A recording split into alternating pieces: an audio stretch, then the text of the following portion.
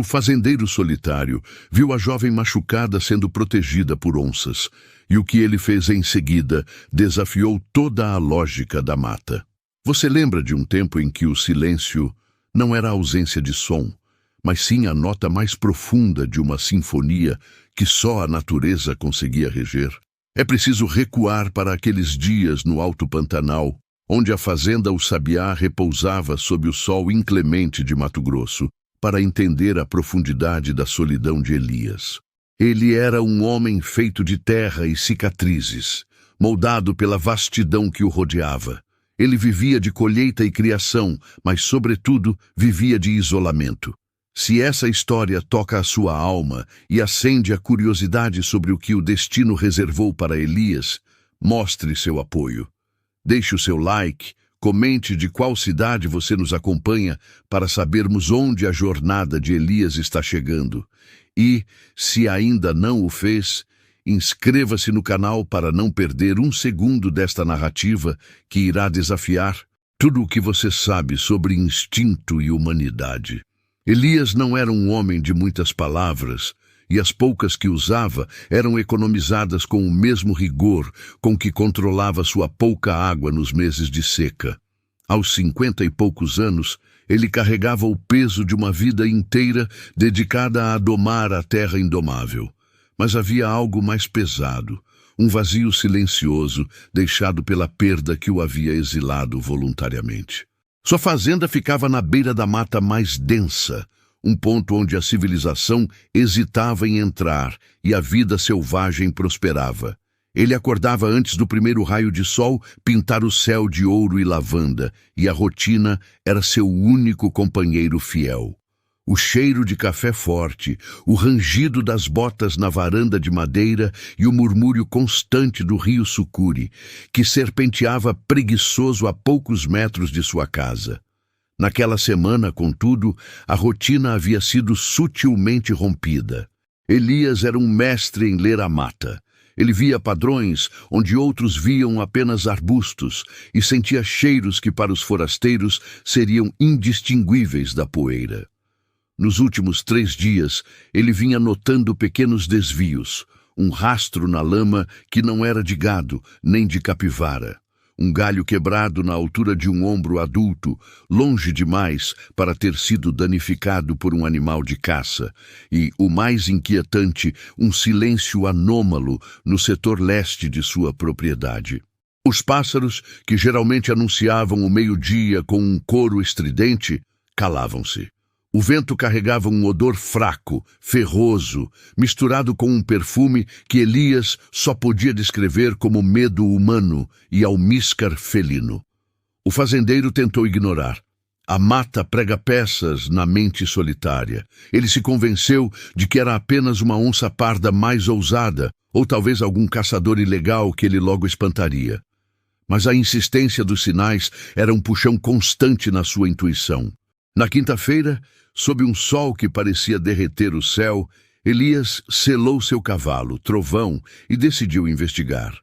Ele vestiu sua camisa de brim grosso, pegou seu facão e a velha carabina que carregava mais por tradição do que por necessidade real. Ele tinha um respeito profundo pelo mato, raramente precisava atirar. Ele seguiu os rastros por quase 1 hora, cavalgando lentamente pela trilha que levava à nascente do rio Sucuri. As pegadas humanas eram tênues e erráticas, indicando cansaço ou ferimento. Não eram os passos firmes de um viajante ou bandido. Havia algo de desesperado ali.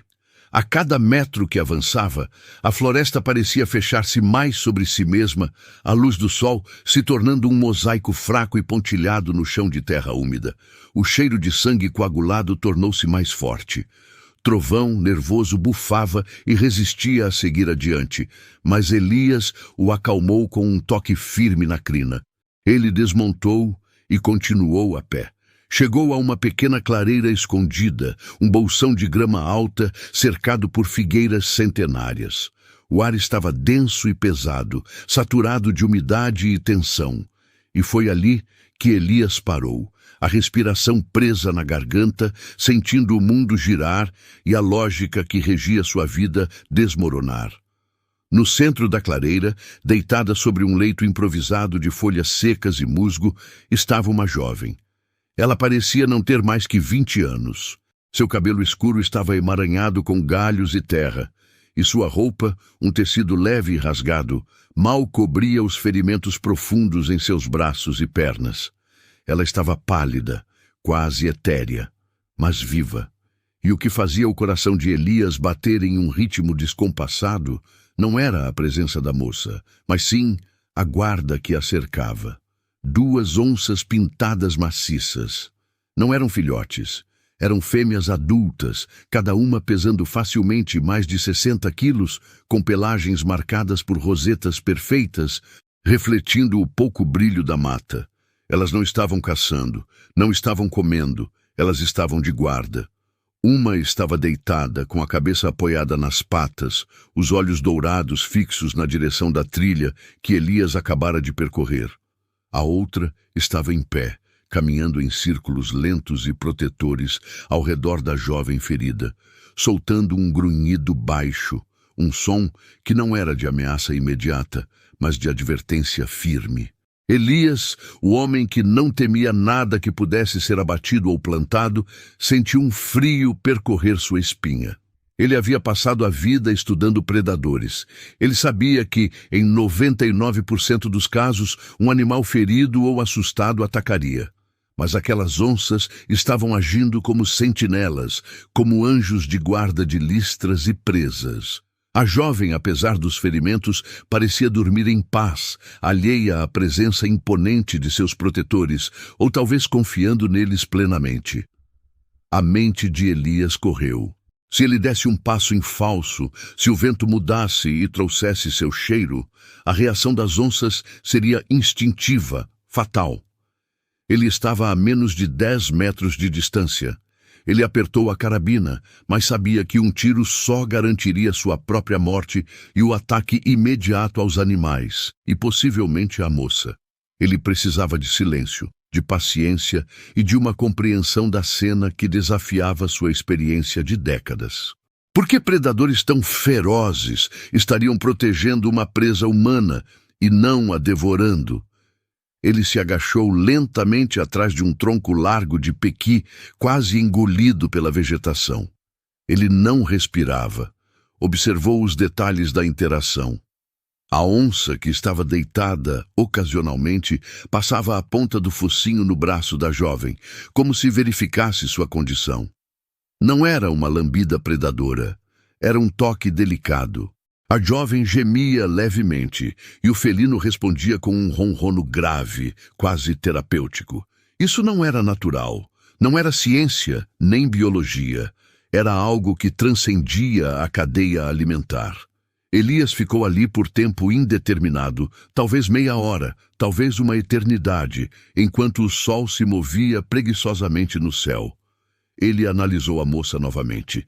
Ela tinha um ferimento na cabeça, coberto de sangue seco, e as lacerações nas pernas sugeriam uma queda ou uma fuga desesperada pela mata densa. Ela não tinha condições de sobreviver sozinha. E se as onças a estavam protegendo, não era porque estavam esperando o momento certo para o abate. Era por instinto de cuidado, algo que Elias nunca havia presenciado. A onça que patrulhava parou. Ela elevou a cabeça, farejando o ar, e seus olhos fixaram-se diretamente no esconderijo de Elias. Não havia erro, ela o havia detectado. O tempo parou. Elias sabia que sua vida estava por um fio, mas ao contrário do medo paralisante, uma calma estranha o inundou. Ele soltou a carabina lentamente, deixando-a deslizar sobre a terra. Ele levantou as mãos, um gesto de submissão e não agressão, um ato de comunicação mudo com a predadora. A onça soltou um rugido baixo, mas gutural, que fez as folhas tremerem. Era uma pergunta e um aviso. Elias moveu-se com uma lentidão deliberada. Ele não ousou falar. Ele apenas manteve os olhos fixos na onça, transmitindo através da postura que ele não era uma ameaça para a jovem. Ele deu um passo para trás, depois outro, respeitando o território invisível que os animais haviam desenhado. O que ele viu nos olhos da onça não era ódio ou fome, mas uma inteligência antiga e cautela. Ele sabia que não poderia simplesmente ir embora. A jovem morreria ali, mesmo sob a proteção dos felinos, se não recebesse cuidados humanos. Os animais podiam protegê-la de outros perigos, mas não podiam curar ferimentos profundos, nem alimentá-la adequadamente. O paradoxo era cruel. Para salvá-la, ele precisava passar pelos guardiões. Elias fez então o que parecia a maior loucura de sua vida. Ele começou a falar, mas não com as onças, e sim com o ambiente, com a calma voz que usava para guiar o gado no curral. Eu não vou fazer mal a ela, ele murmurou, mantendo a voz baixa e neutra. Ela está morrendo. Eu preciso ajudar. As onças se enrijeceram, mas não avançaram. Elas observavam Elias com uma concentração quase humana. Ele se ajoelhou, sinalizando ainda mais sua não agressão, e, sem tirar os olhos do predador, estendeu a mão lentamente até a pochete de couro que carregava na cintura. Ele tirou de lá um pedaço de carne seca, um bocado de alimento que ele guardava para si. Ele jogou o pedaço de carne a poucos metros da onça mais próxima. Não como suborno, mas como uma oferta, um sinal de que ele também carregava o mato em seu sangue. A onça farejou o ar. Ela olhou para a jovem, depois para Elias. O silêncio era tão opressor que Elias podia ouvir o zunido das moscas. Ele não esperou que ela aceitasse. Ele sabia que o tempo estava se esgotando.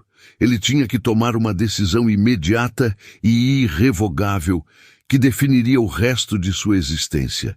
Se ele fosse morto, ninguém saberia o que aconteceu. Se ele recuasse, a jovem morreria. Elias tomou a decisão. Ele arriscaria a própria vida. Ele se levantou lentamente, virou-se e caminhou de volta para onde havia deixado o trovão. Ele não olhou para trás, confiando que o gesto de respeito e a oferta de paz o manteriam vivo por mais alguns segundos. Ao chegar ao cavalo, ele amarrou o trovão frouxamente, tirou sua mochila de suprimentos e seu cantil. Ele sabia que a única maneira de ganhar a confiança daquelas sentinelas era provar que não estava ali para caçar ou ferir, mas sim para cuidar. E isso significava não trazer armas, e sim instrumentos de cura e de sustento.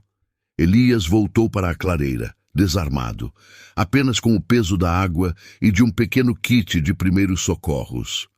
A onça que estava em pé o encarava, mas desta vez ela hesitou. A carne seca jazia intocada no chão. Elias se aproximou com a mesma lentidão calculada, ignorando a pulsão de adrenalina que gritava em seus ouvidos. Ele parou a 5 metros. Eu vou deixar isso aqui, ele disse, falando agora diretamente para as onças, como se estivesse conversando com velhos vizinhos. Água limpa e curativos, eu volto ao pôr do sol.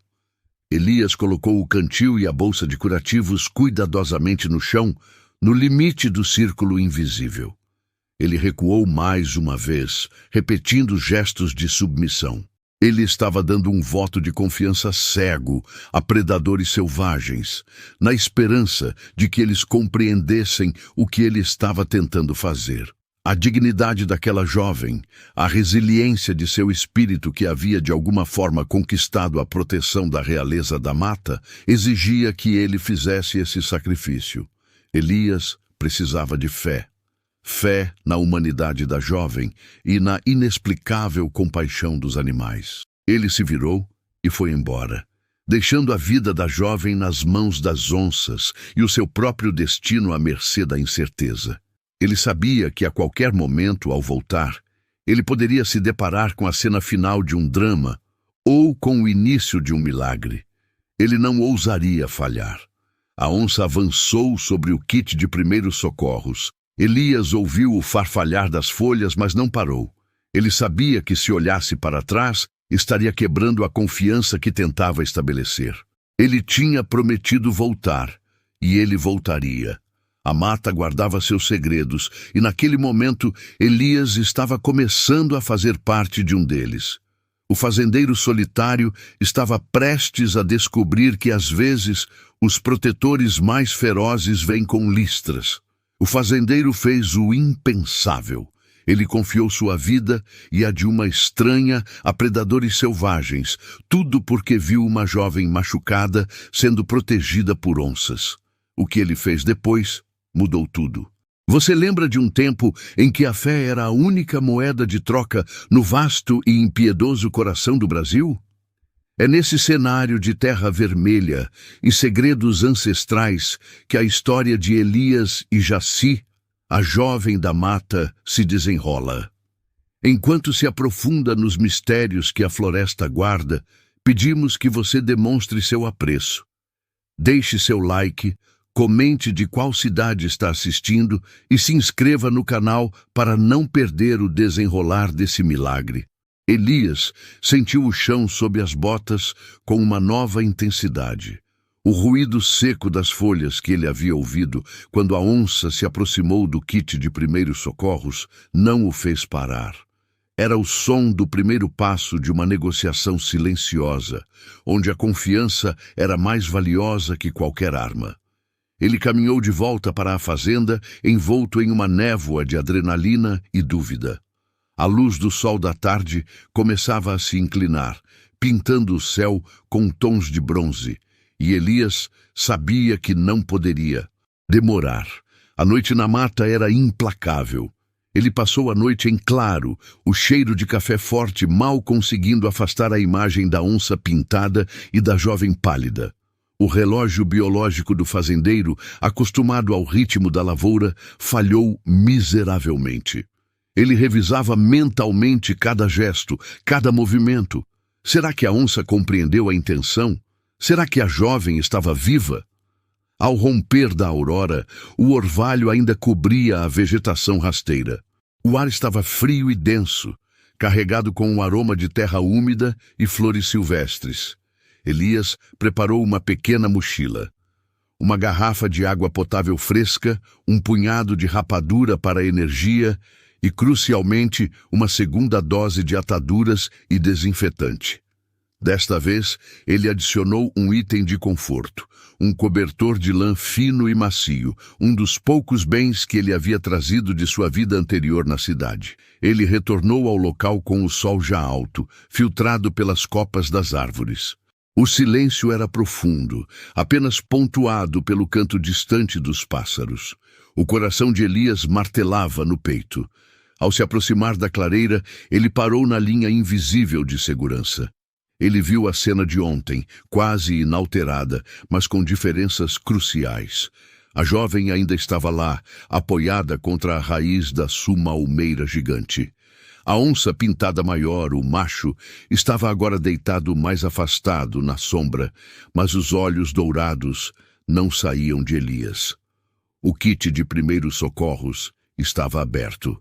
O tubo de pomada antisséptica estava intocado, mas a gaze havia sido desembrulhada e, surpreendentemente, estava posicionada sobre a ferida mais evidente na perna da jovem. Uma lesão profunda que parecia ter sido limpa superficialmente. O que o surpreendeu e o fez soltar o ar que nem sabia estar segurando foi a mancha escura de sangue seco no chão, indicando que a ferida havia sido mexida. Quem havia feito isso? A onça?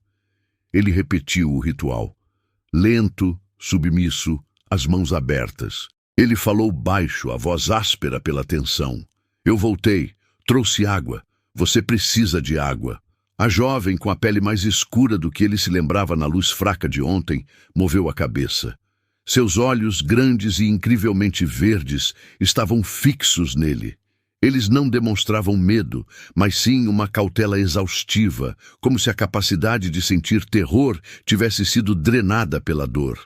Elias tirou a garrafa de água da mochila e a deslizou pelo chão. Ela rodou alguns metros antes de parar, perfeitamente posicionada ao lado da jovem. Ele fez o mesmo com a rapadura. A onça macho levantou a cabeça. Seu olhar era de uma inteligência fria, avaliativa. A jovem, com um esforço imenso, tentou estender a mão para a garrafa. Ela tremia. Foi então que a onça menor, a fêmea que estava mais próxima, fez um movimento inesperado. Ela se levantou, foi até a garrafa, empurrou-a gentilmente com o focinho até que estivesse ao alcance da mão da jovem, e depois voltou a se aninhar ao lado dela, o corpo servindo de barreira e calor. Elias sentiu um nó na garganta. Aquilo não era apenas proteção, era cuidado.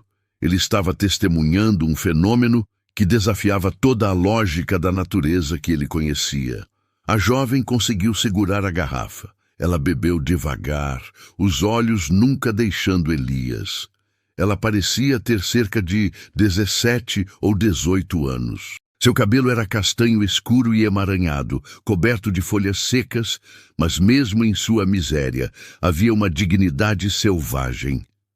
Eu sei que você está ferida, disse Elias, mantendo a voz monótona e tranquila. Eu sou Elias. Eu não vou te machucar. Eu posso te ajudar, mas eu preciso que você me deixe entrar. Ela não respondeu, apenas continuou a beber a água, a umidade restaurando um pouco de vida em seus lábios rachados. Elias tirou o cobertor da mochila. Ele o estendeu no chão. Está frio de noite, eu trouxe isso. E mais material limpo para as feridas. Ele deslizou o cobertor para o centro da clareira.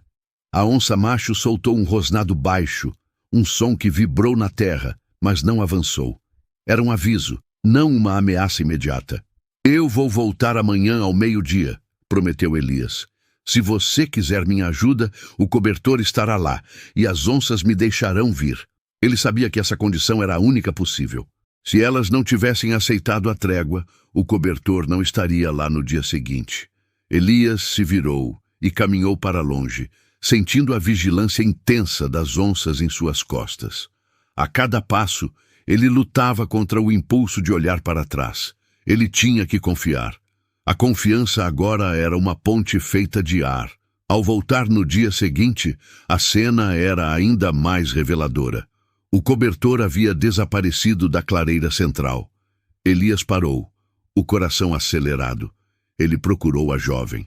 Ela estava onde a havia deixado, mas agora estava parcialmente enrolada no cobertor de lã, embora o tecido estivesse cuidadosamente afastado das onças.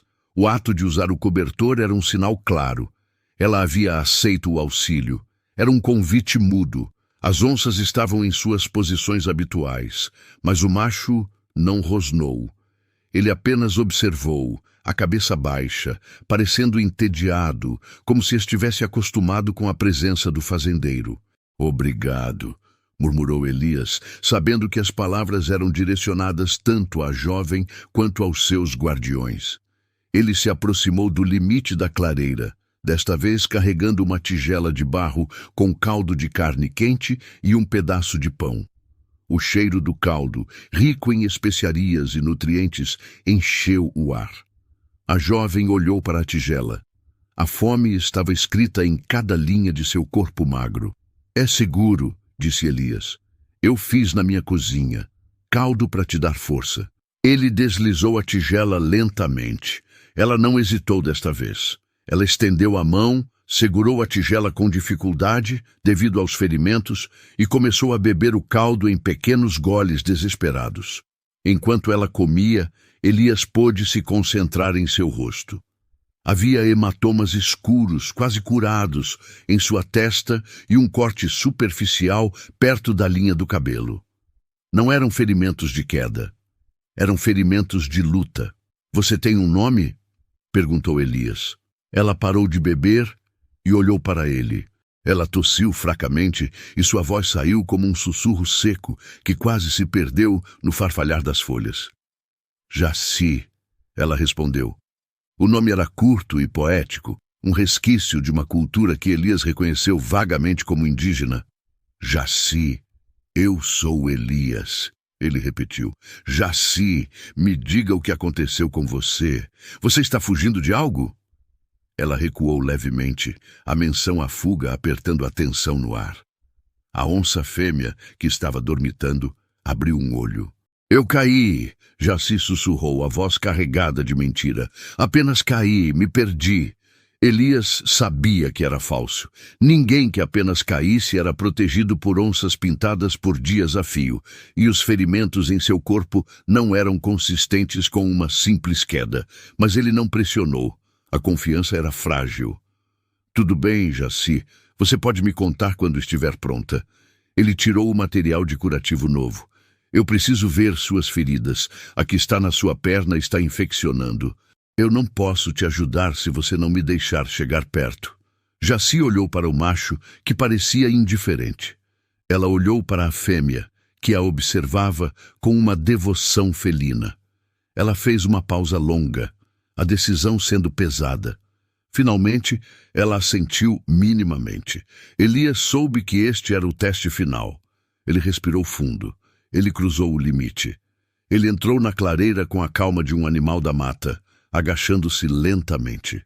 Ele estava a menos de 1 metro da onça fêmea e a menos de 3 metros do macho. O cheiro de predador, musgoso e potente, era avassalador. Era um cheiro de poder antigo, de mata densa. Ele se concentrou apenas nas pernas dela. A ferida estava suja e vermelha. Ele tirou o desinfetante e um pedaço de algodão. Seus movimentos eram lentos e deliberados. Ele não olhou para as onças. Se olhasse, estaria desafiando-as.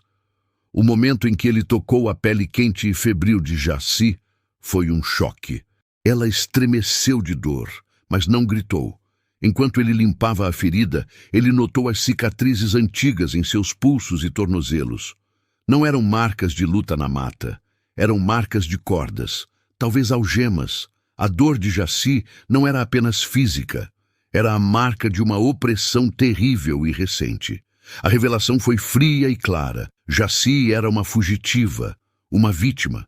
E essas onças, esses protetores dourados, sabiam disso. Elas eram seus guardiões contra a crueldade humana. Elias trabalhou em silêncio, a tensão roendo seus nervos. Ele aplicou a pomada e enfaixou a perna com gaze limpa. O alívio de Jaci era palpável. Mas o olhar nos olhos dela dizia que o perigo ainda estava à espreita. "Quem está te procurando, Jaci?" Ele sussurrou, a voz rouca. Jaci não respondeu, mas o olhar que ela lançou sobre a densa vegetação era de um terror que não podia ser fabricado. Ela estava com medo de que a mata não escondesse seus segredos por muito tempo. Elias sentou-se de costas para a sumalmeira, a menos de 1 metro das onças, que pareciam ter aceitado sua presença temporária. Ele não era mais apenas um fazendeiro. Ele era agora parte do segredo, cúmplice da fuga e do milagre. A solidão que ele havia cultivado por anos estava se desfazendo diante da urgência dessa vida em perigo. Ele havia prometido a si mesmo uma vida simples, de trabalho duro e isolamento, mas o destino tinha outros planos. Ele passou a tarde na clareira, apenas observando, permitindo que Jaci se acostumasse com sua presença e permitindo que as onças confirmassem a sua inofensividade. Ele não tentou fazer mais curativos. A aceitação de Jaci e o cessar-fogo dos felinos eram a única vitória que ele precisava naquele dia. Ao cair da noite, com o cheiro de terra molhada subindo novamente, Elias preparou-se para partir. "Eu voltarei de manhã com mais comida e medicamentos", disse Elias, olhando diretamente para Jaci. "Você precisa se curar. Você está segura comigo." Ele olhou para a onça macho. Os olhos dourados encontraram os seus. Havia uma compreensão silenciosa. O fazendeiro solitário estava dando mais do que apenas comida e remédios. Ele estava dando santuário e proteção. Elias saiu da clareira, desta vez com menos pressa e mais propósito.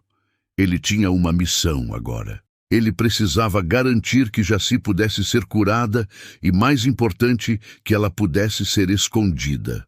O medo nos olhos dela e as marcas de aprisionamento sugeriam que os caçadores não eram animais, mas sim homens.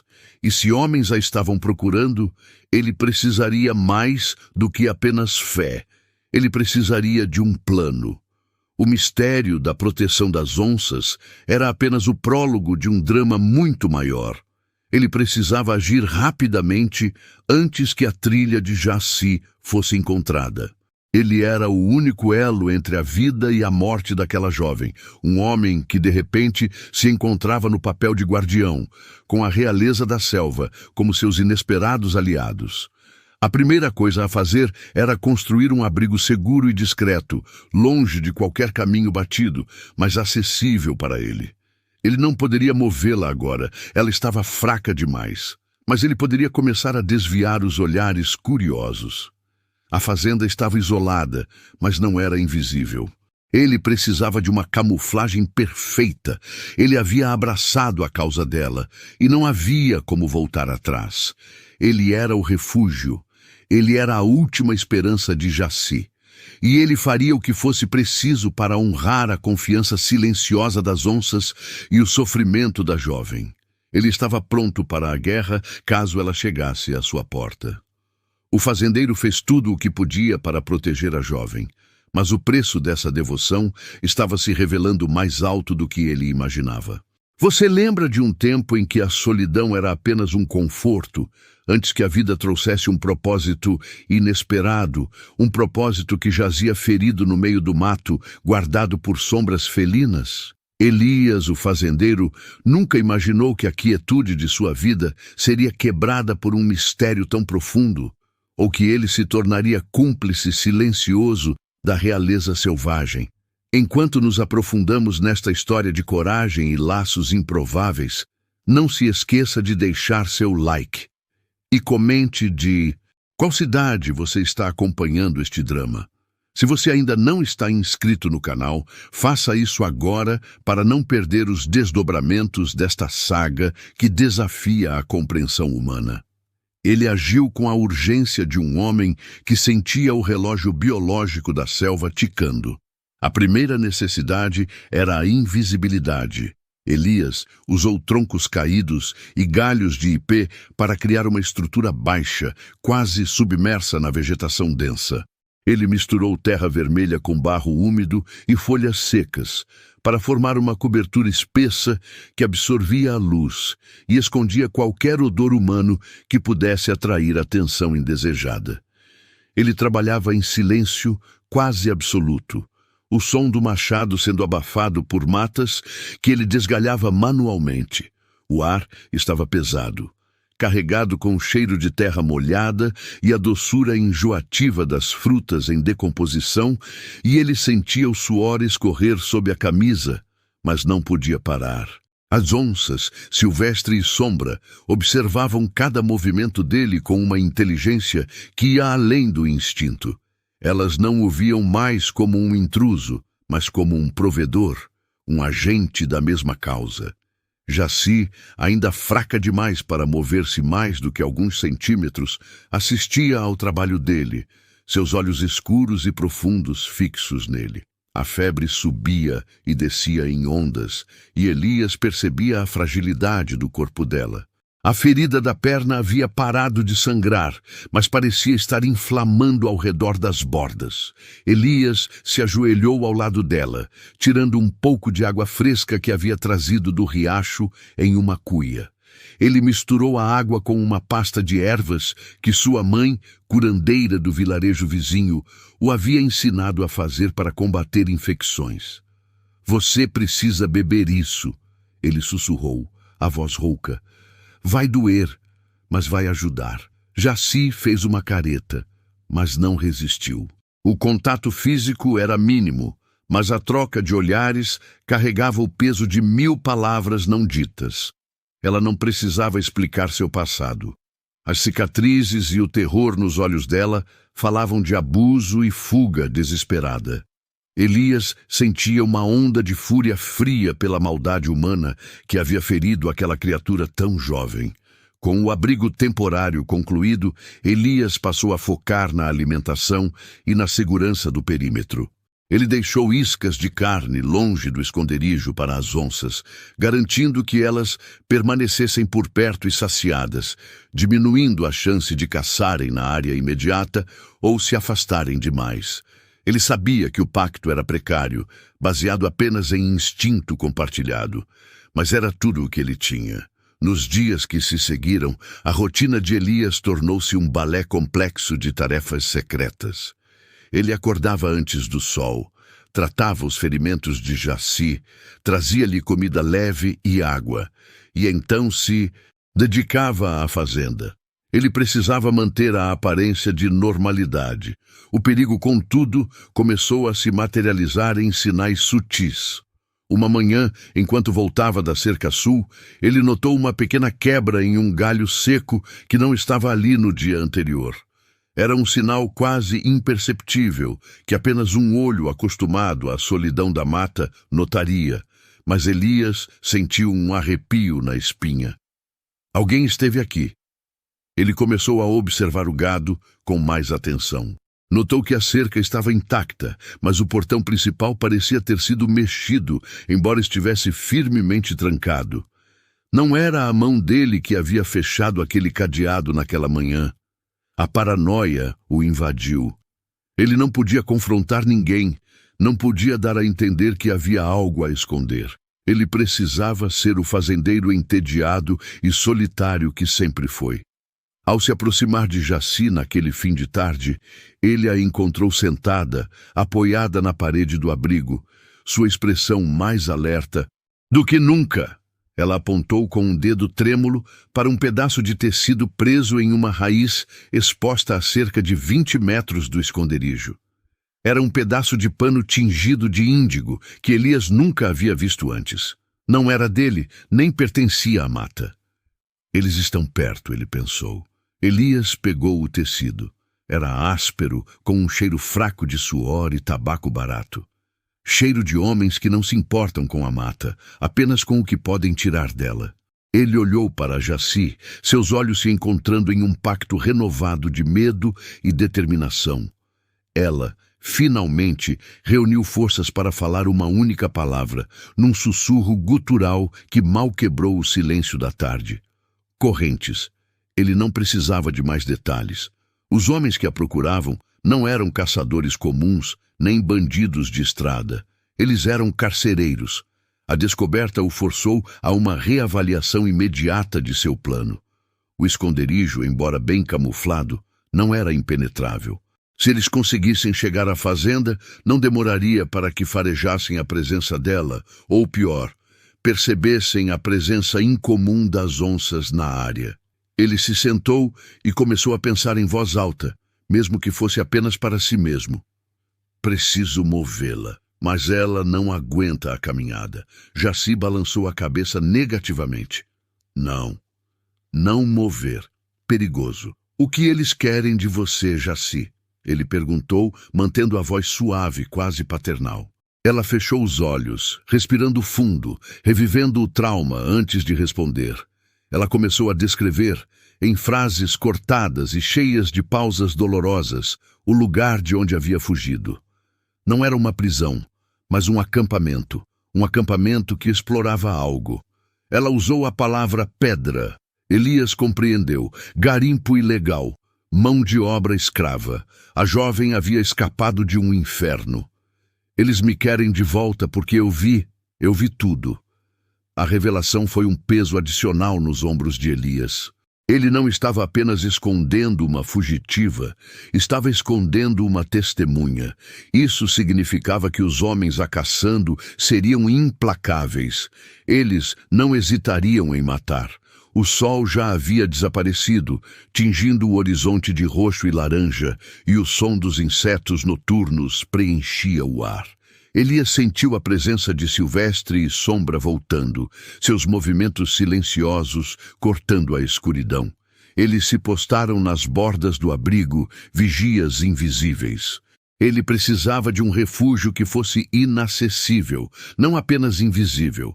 Lembrou-se de uma caverna escondida nas encostas mais íngremes da serra, usada ocasionalmente por caçadores antigos, acessível apenas por uma trilha estreita e perigosa.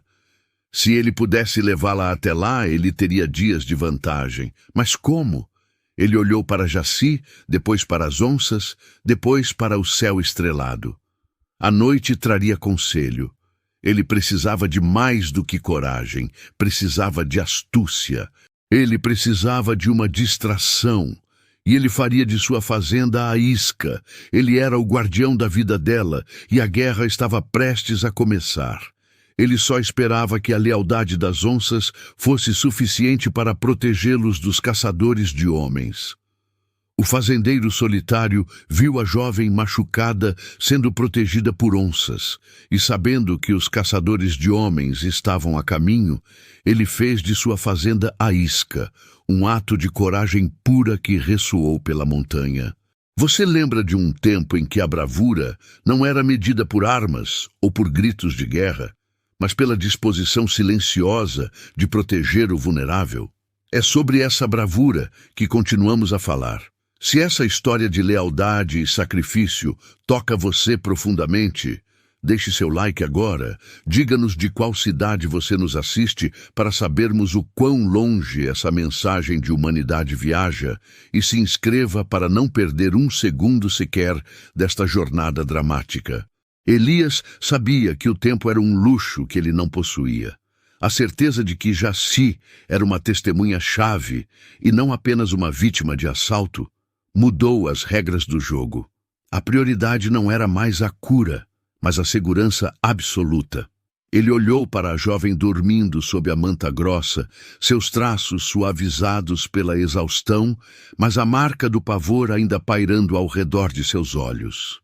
Ele se moveu com a eficiência silenciosa de quem vive sozinho e depende da própria discrição.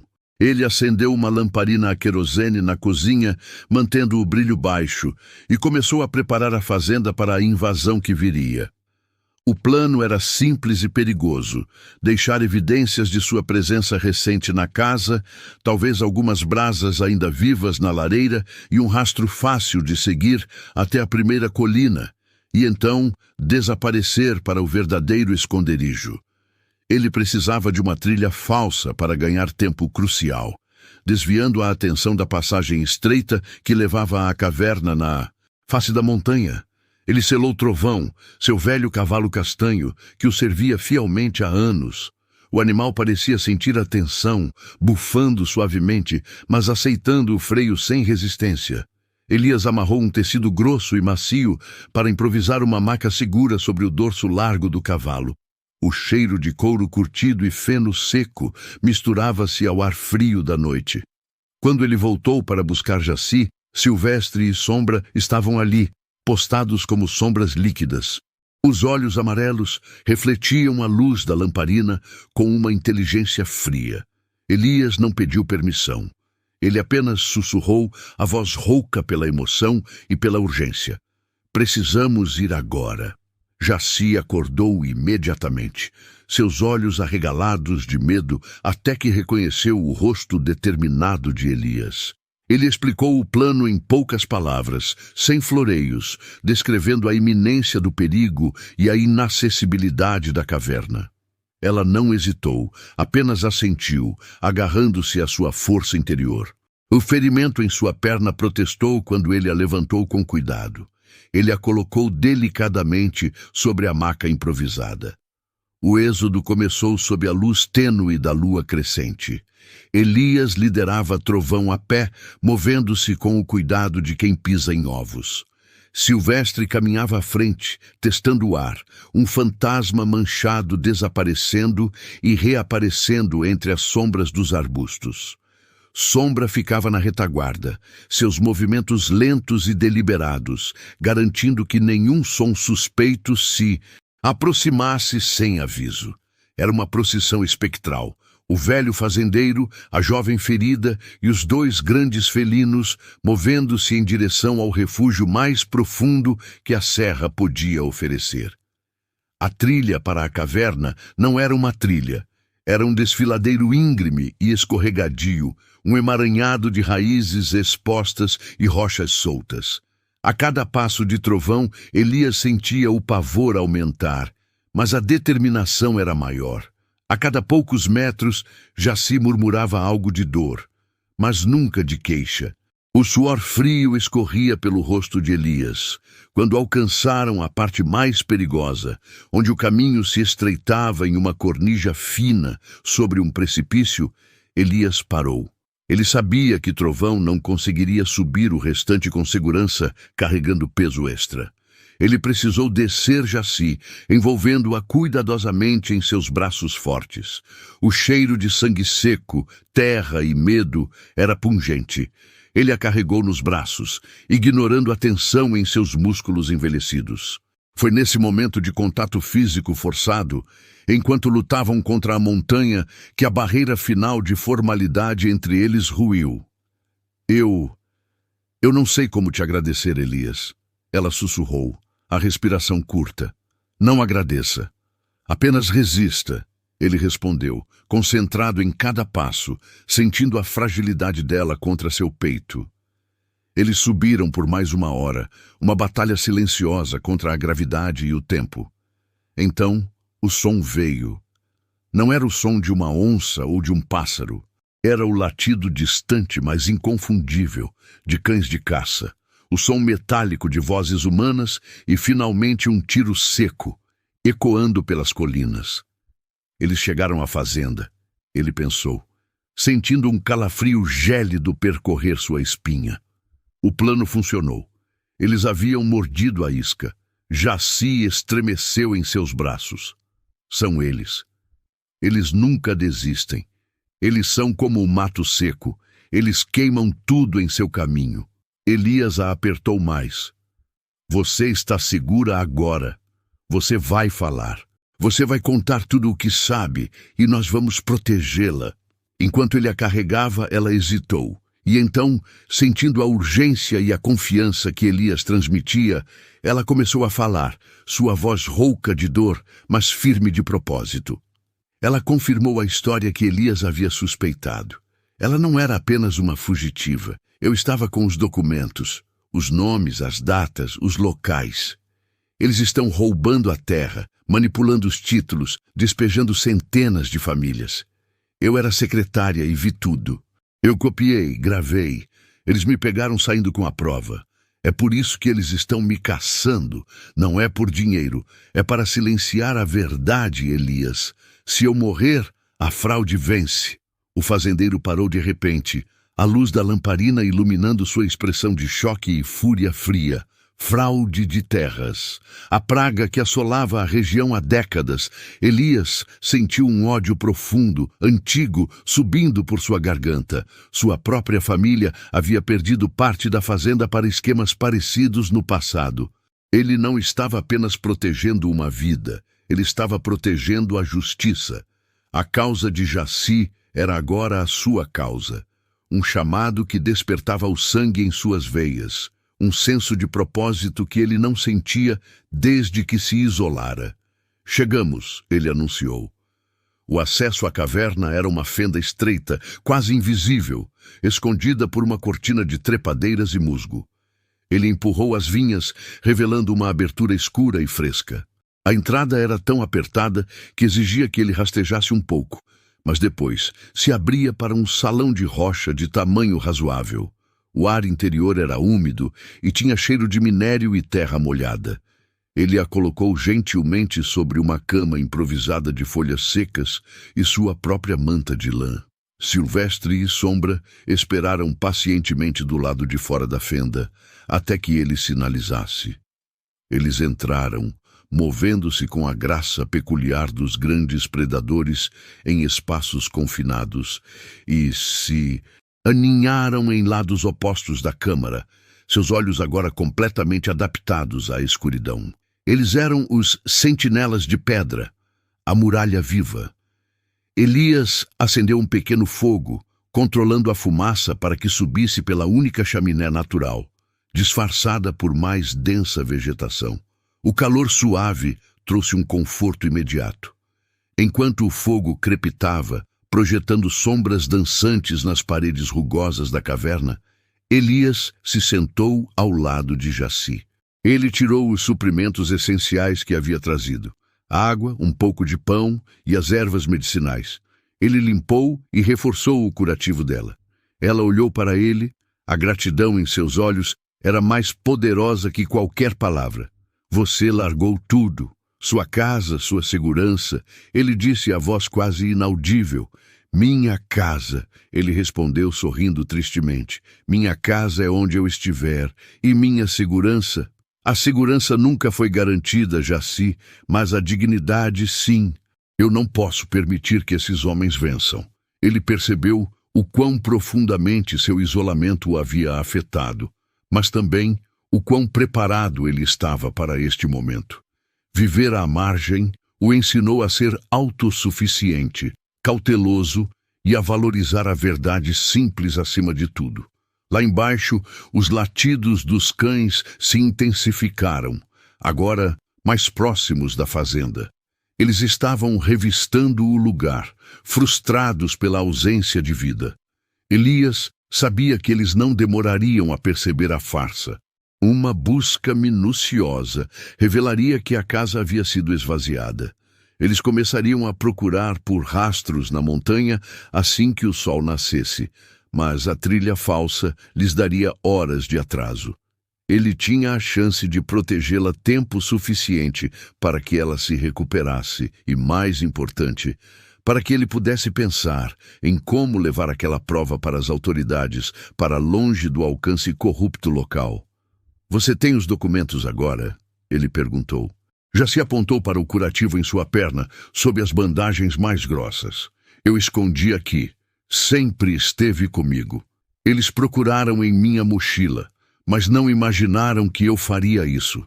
Um pequeno recipiente de metal, frio e pesado ao toque, estava preso firmemente. Ali estava a verdade, o motor da caçada.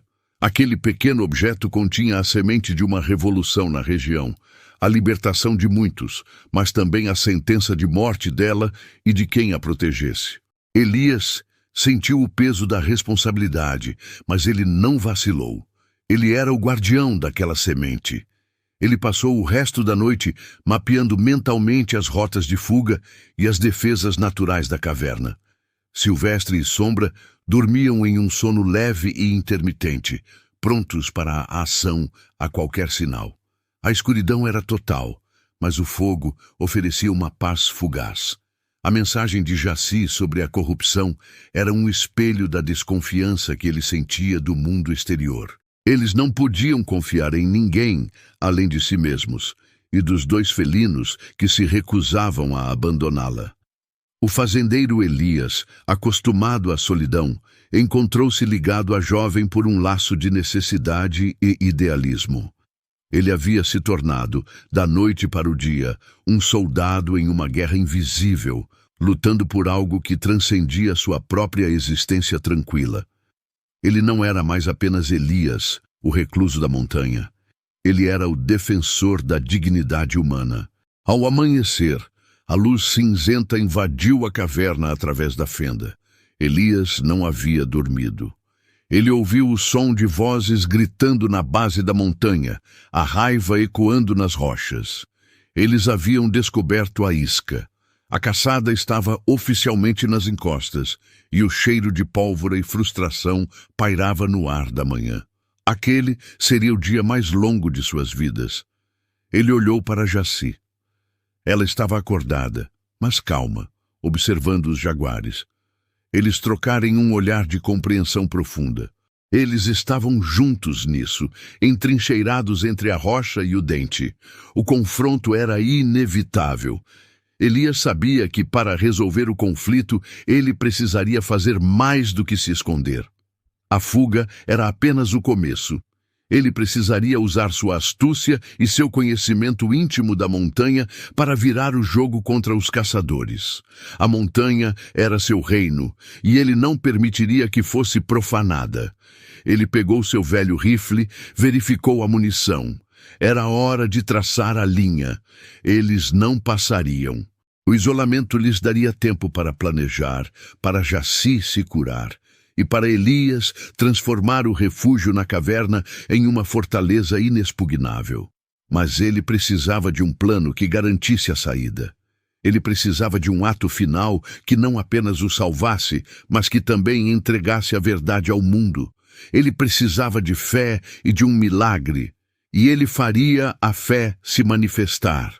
Enquanto o primeiro raio de sol tocava a entrada da caverna, Elias sentiu uma estranha serenidade. Eles estavam encurralados, mas nunca estiveram tão vivos.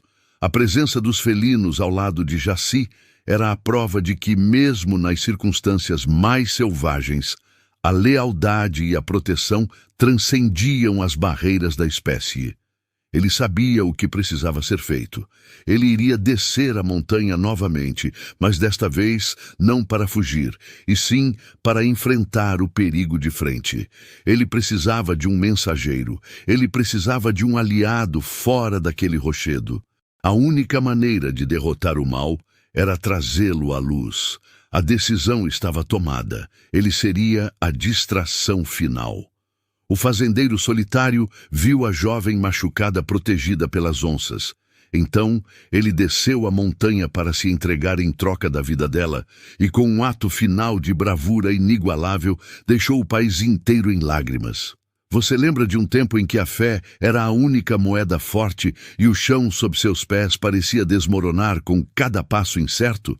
Você se lembra daquele homem, Elias, cujas mãos calejadas conheciam a terra melhor do que ele conhecia a si mesmo, e de Jaci, a jovem que carregava cicatrizes que falavam de um mundo cruel, mas que encontrou um santuário improvável entre os dentes afiados da selva?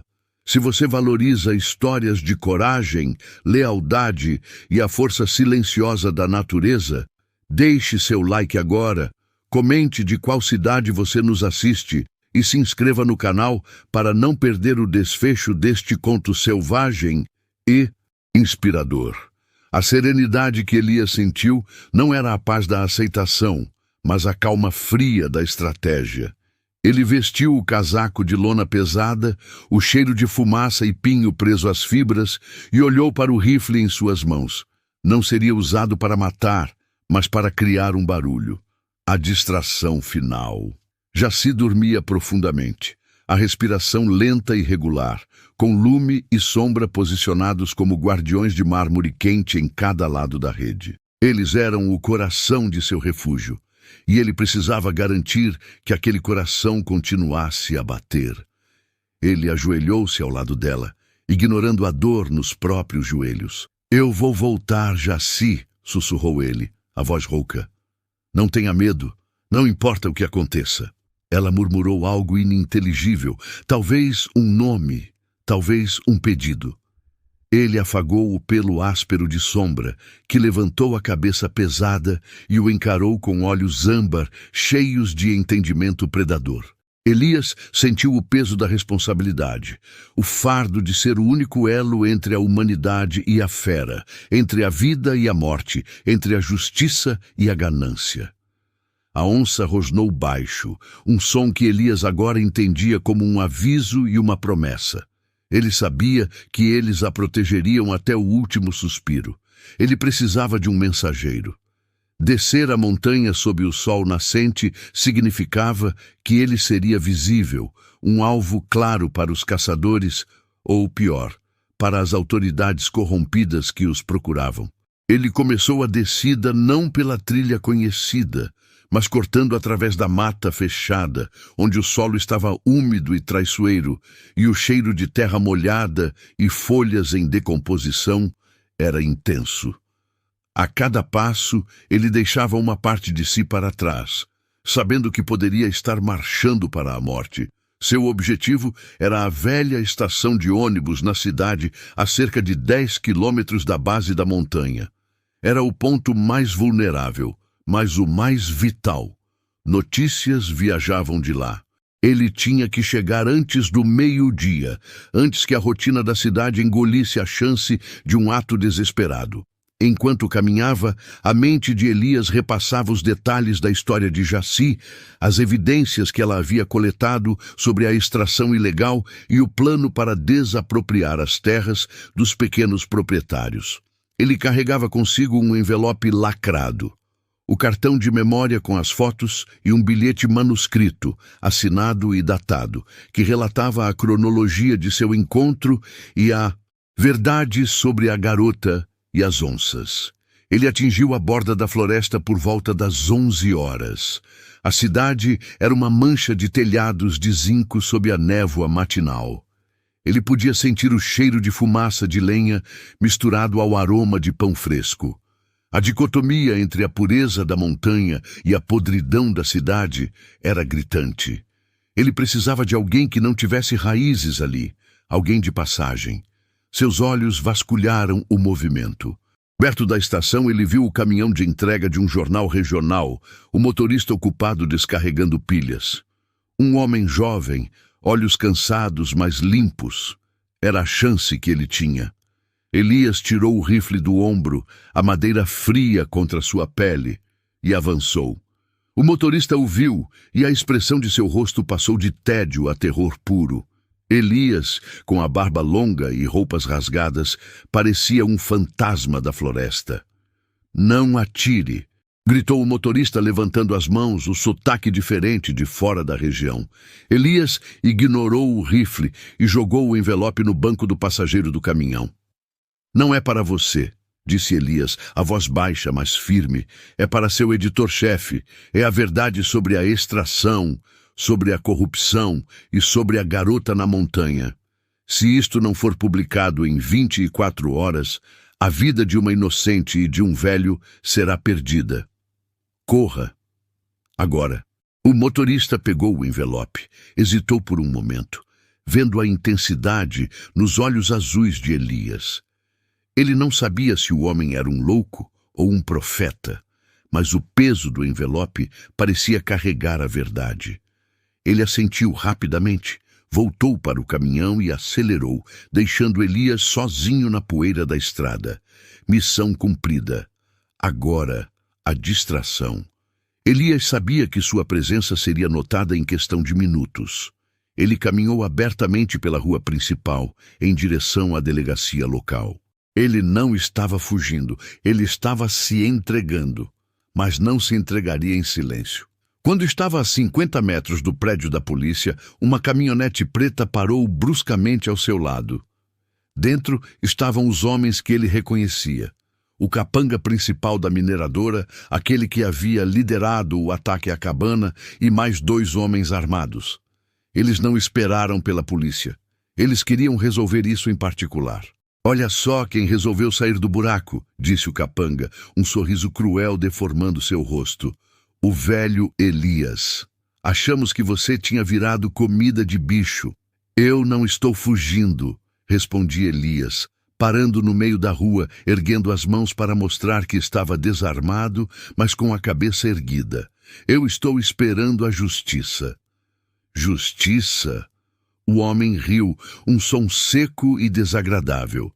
"A justiça é o que fazemos aqui, velho. A garota está lá em cima. Você vai nos dizer onde ela está." "Não, eu não vou", respondeu Elias. "Mas você vai ouvir a voz dela muito em breve." A tensão era palpável. Moradores curiosos começavam a se aglomerar nas portas, atraídos pelo barulho e pelo confronto. Os homens armados saíram da caminhonete, cercando Elias. Este é o momento, pensou Elias, em que ele se tornaria um mártir ou um herói. Ele estava pronto para absorver a violência, pronto para ser espancado ou morto, desde que o motorista de jornal tivesse tempo suficiente para chegar à capital. O capanga fez um gesto com a cabeça. "Peguem ele e tragam a garota." Eles avançaram. Elias fechou os olhos, mas antes que o primeiro punho pudesse atingi-lo, ele ouviu um som que gelou o sangue de todos os presentes. Não era um rugido, mas um grito agudo, seguido por um tropear rápido na poeira. Abrindo os olhos, Elias viu o impossível. Descendo o morro em disparada, não na velocidade de um ser humano, mas na velocidade de alguém desesperado pela vida de um pai, estava Jaci. Ela estava cambaleando, o ferimento na perna reaberto, mas sua determinação era um farol, e ela não estava sozinha. Lume e Sombra, as 2 onças pintadas, vieram logo atrás dela. Eles não pareciam animais de estimação. Eles pareciam deuses da floresta, movendo-se com uma graça aterrorizante, os músculos tensos, os olhos fixos nos agressores.